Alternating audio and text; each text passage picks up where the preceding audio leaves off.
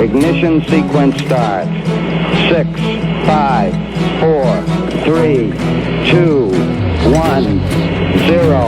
Liftoff. We have a liftoff.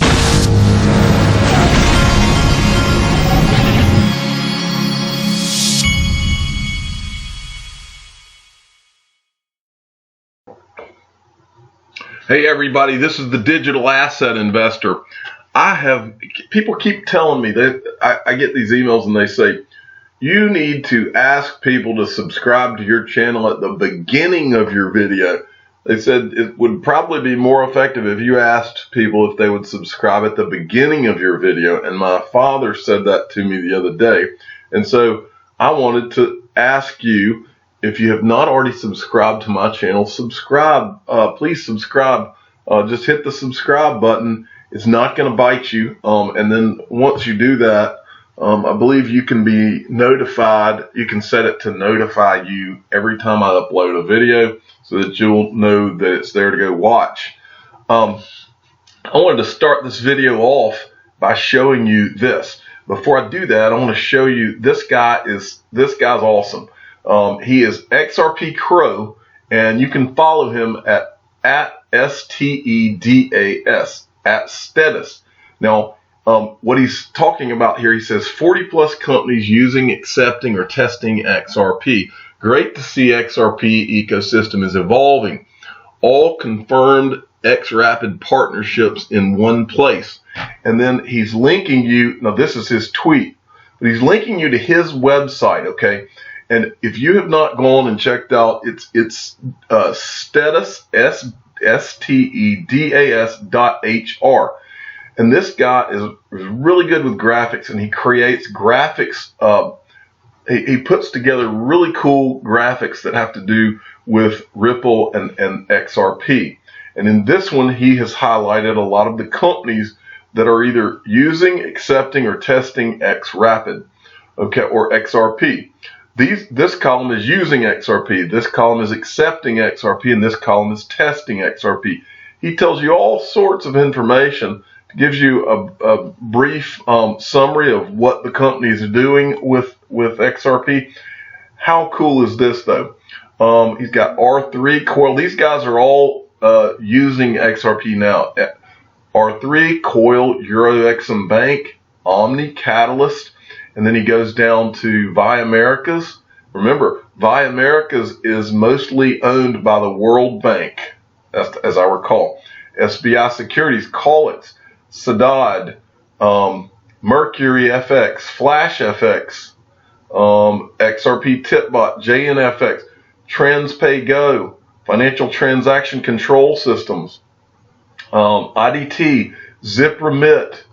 While I'm reading these to you, ask yourself, who does your digital asset work with if you're not an XRP holder? If you hold another digital asset, who are they actually working with right now? Ask yourself that question. It's an important question because this is going to multiply in 2019. And first mover, I've told you before, first mover advantage is everything. And XRP and Ripple have more of a first mover advantage than any other digital asset. Bitcoin came out before, but Bitcoin has never had a leader. Ripple has a leader at the helm. Ripple has genius people working there that wake up every day on the use case that Ripple is addressing for XRP. These guys are educated, connected, and they get up every day to work for the use case that Ripple is employing, which is payments and settlement for XRP. There's no better place to be than an XRP holder in the digital asset space. So accepting XRP, let's go down that list. Nexo, the Asia MTM Group, Arrington XRP Capital, We Make Price, Selly, BitChip, Travela. And then the last column is testing XRP. Listen to these names: TransferGo, SendFriend, Quidix, Instagram, MoneyGram, Western Union, FleetCor, Cambridge Global Payments, Currencies Direct. And then 12, these are 12 banks that they've listed that are all testing XRP. Barclays, BMO, I'm not sure what that is, CIBC, RBC, NAB, Intesa, Sanpolo, Macquarie, Natixis, Nordea, Santander, Scotiabank, Westpac. Then at the bottom, X-Rapid Partner Exchanges, Bittrex, Bitstamp, Bitso, CoinsPH, BitTrue, SBI Virtual Currencies. People, you own the greatest digital asset ever created if you're an XRP holder. And don't forget that, because it's a fact. Moving along, I think I'm going to do this one last. I was going to show you that. I'm going to show you that in a second. First, I want to give credit to Grape. It's Grape Ripple. I just showed you a bunch of Star Wars characters that are Ripple fans, and now we're talking about Grape Ripple. Grape Ripple, follow her at Grape Ripple. I'm assuming it's a her because of this. At Grape Ripple, she sent me this, and she makes a very good point. She asked me, have you seen the people that are going to this Paris FinTech forum? Every once in a while, I like to show you the people that are going to these forums because, you know, especially in 2018 and days like yesterday, you're watching the market and watching, you know, when I talk all the time on here about how I throw, since my sons have been growing up, they hit 2 buckets of baseballs 3 days a week. 3 days a week, and they do that year round. My older son's done that since he turned 7, year round, not during baseball season, year round, every week. They hit 2 buckets of balls 3 days a week, year round, and I'm trying to teach them what happens when you work harder than anybody else over your lifetime at one thing. Now keep in mind, they make straight A's as well. That's the most important thing. That's more mom's department. My department is the sports and making sure that they position themselves to be as successful as possible in life. But I bring that up because in that bucket of balls that they hit, one size ball is a baseball. I also have these mini balls, and every once in a while I'll throw the mini balls at them to see how well they can hit a ball that's tiny. Well, how does that tie into this? What you're looking at on your screen, this is the big ball, okay? This is keeping your eye on the big ball. The small ball, you'll hear people refer to baseball. Some teams, they play small ball. Well, small ball is to focus on the market going down yesterday, probably because someone was manipulating the Bitcoin prices. That's the small ball. If you want to look at the small ball, then you may be in the wrong place. Small ball, if you've got your eyes on the small ball, then crypto might not be right for you. But if you can take a step back and look at the big picture and the things that are really important that are going on and block out the noise of the people that are trying to manipulate things and are trying to scare the market down so that they can buy in and take advantage of the cheap prices, or if you're the person that focuses on the small ball and lets the down days get you all upset and is not looking at what you're really invested in, does not really look and understand what you're truly in and the monumental change of the guard, of the money guard that you're a part of, the change of finance for the history of the world that you're a part of, those people are looking at the small ball. We look at the big ball. We put big boy pants on and we're looking at the big ball. We're keeping our eye on the big ball. This is the one that's taking us all the way. This is why I'm in it to win it.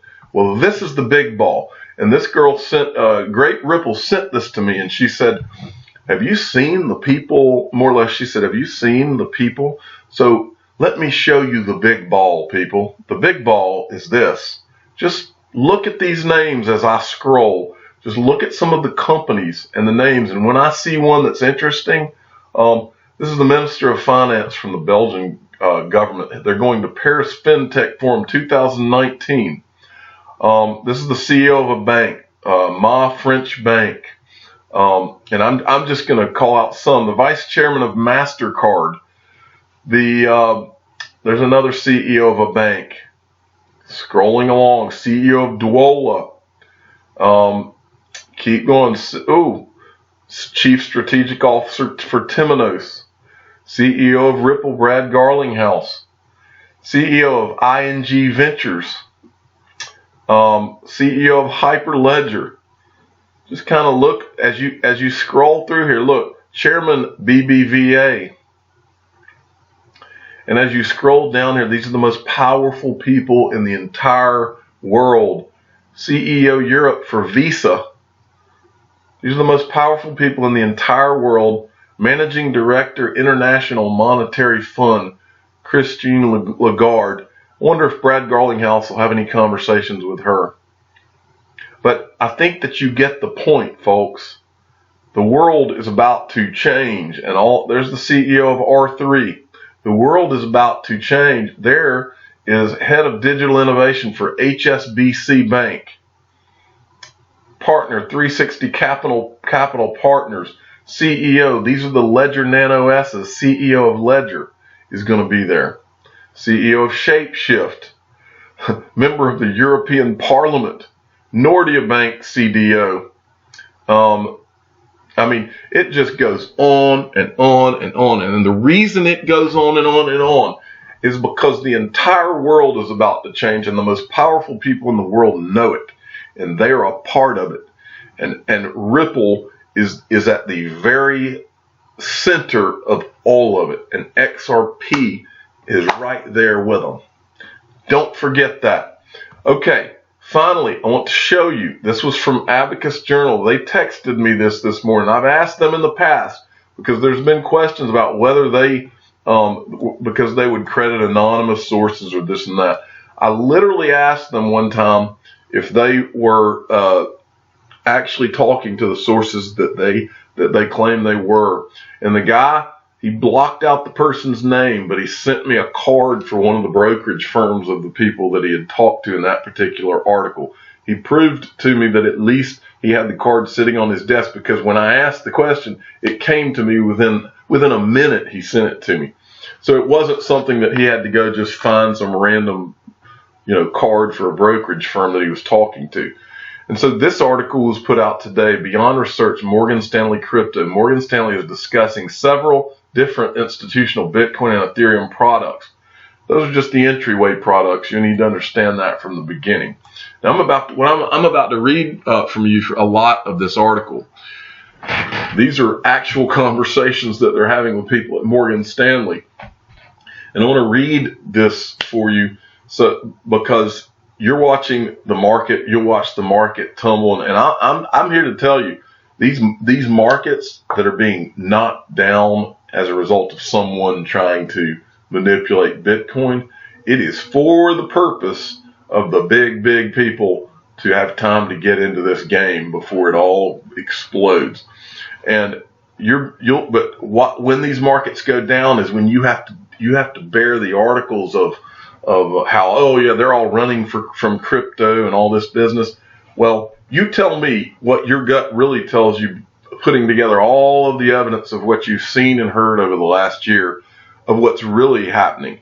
What makes more sense to you, the random article when the market goes down, they're all running away, or does what I'm about to read to you make more sense? Because this is what makes sense to me, because I used to be a financial advisor and was around these people. These are not people that get scared away by a bear market. These are people who figure out how to make money in bear markets on both sides of the coin. They figure out how to make money in bear markets and prepare for bull markets and how they're going to make money in bull markets. And that is all that these people are doing, is laying the foundation and preparing for what they know is going to be the largest of bull markets, probably in the history of the world.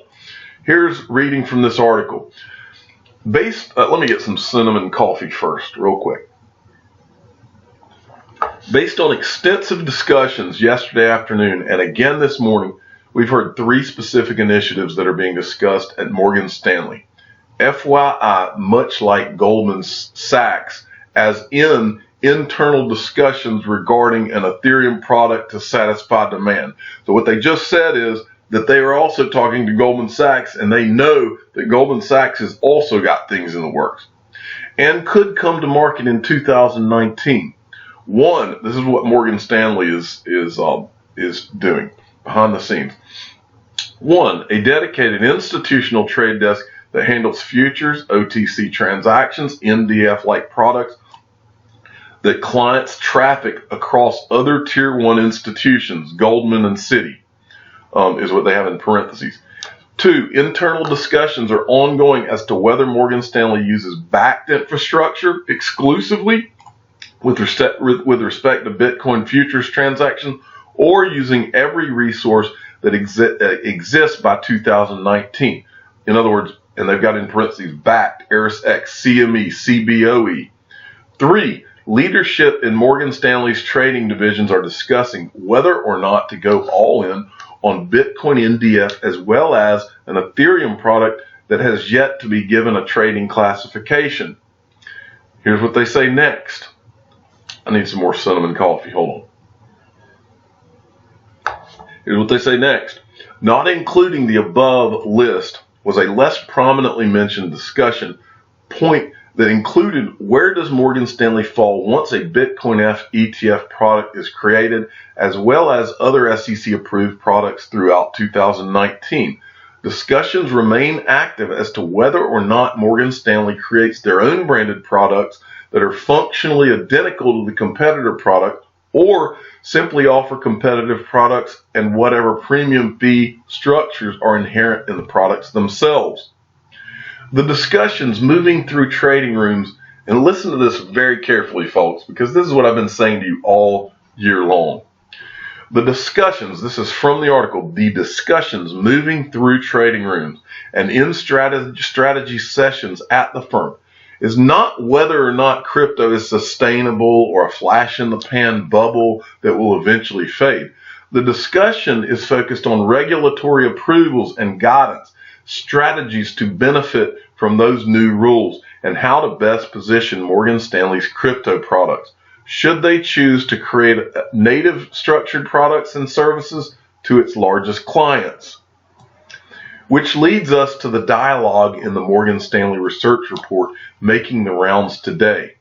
It adds context to the discussions internally as the firm positions itself for 2019, a year that those we spoke to believe will produce massive adoption. Let me repeat that. It adds context to the discussions internally as the firm positions itself for 2019, a year that those we spoke to believe will produce massive adoption, new and relatively tame regulations in the U.S., and trading volumes set to skyrocket. Finally, the money quote in this is in their quotation. The money quote in the report, as it was told to us to pay particular attention to, is this: the net dollar amount in crypto hedge funds in 2016 was $380 million. Today it stands at over $6 billion. You don't need any other explanation for institutional FOMO than these hard numbers. Those are funds that are eschewing fiat-based products and diving into crypto, even in the midst of a bear market. And listen to this final couple of lines. Morgan Stanley wants to be a real player in this market. They are working overtime to figure out just how to do it. Regulatory and legal hurdles need to be appropriately approached and handled. But when that happens, they are planning to be at the forefront of what they believe will be a highly profitable new super asset class. Super asset class. People, this is going to be a monster. Strap in. I'm the digital asset investor. I'm not an investment advisor. This is for entertainment purposes only. Please subscribe and hit the like button and tell your friends and family that this is for real, and this is going to be not just an asset class. I've told you before, this is going to be the asset class to swallow all other asset classes. Morgan Stanley is calling it a super asset class. Okay, before I finish, I wanted to show you one final thing. This is in the description of every video I do. You can click on this link. Uphold is doing this. They extended it to the end of February. They're creating their own stable coin, and they're going to give away $500,000 of their stable coin. Okay.